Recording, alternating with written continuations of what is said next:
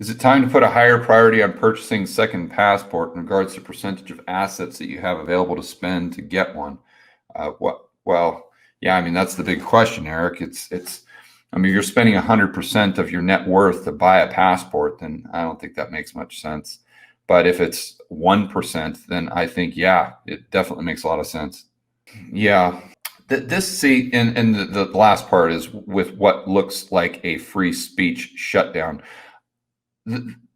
What I want people to take away from this question is, so hopefully I answered your question, Eric, but a lot of people always come to me and they, with as much traveling as I do, and obviously I encourage Americans to have a plan B. I'm not saying just leave the United States, but have a plan B. They always say to me, well, I never want to do that because there's no place, or the very few places have freedom of speech like we have here in the United States.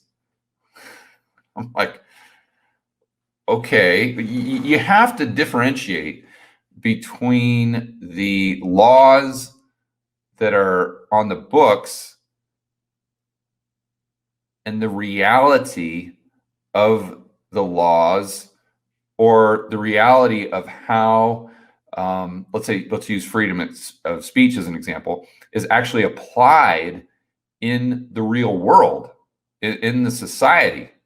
So I would argue, as an example, that in practice, we have less free speech in the United States than you would in another country that might not have it as a part of their constitution, but where just everyone kind of speaks freely and it's no big deal. I think of Colombia to a certain degree. So in Colombia, you're not going to get fired from your corporate job by going on Twitter and claiming that there are only two sexes. There's just male and female. You're not going to, I know it sounds an outrageous claim, I know, but you're not going to get fired for that. Where in the United States, I don't know, you might. So in practice, where is their actual freedom of speech? That's what you have to ask yourself. And I think, again, I'm an American, and I think the Constitution is one of the most amazing things that has ever been created.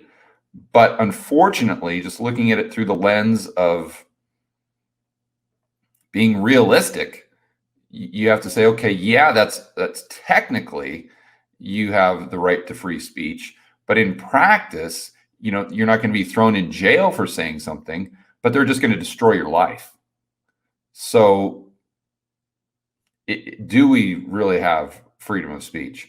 And do we have more or less than country XYZ that isn't so obsessed with this PC culture, but yet that law might not be a part of their constitution? And I'm not saying it's right or wrong. I'm just saying these are things that I think people and Americans need to think through. And I don't think many people do.